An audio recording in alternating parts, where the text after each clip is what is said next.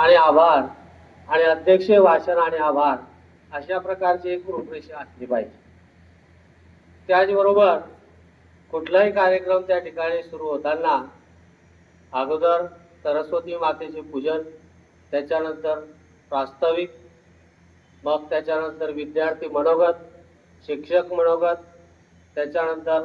अध्यक्षीय भाषण आणि त्याच्यानंतर आभार अशा प्रकारचा एक प्रोटोकॉल त्या ठिकाणी तर विद्यार्थी मित्रांनो, या ठिकाणी विद्यार्थी मित्र सांगण्यापेक्षा सहकारी मित्रांनो की आपण वेगवेगळ्या प्रकारे परिचय आपला दिला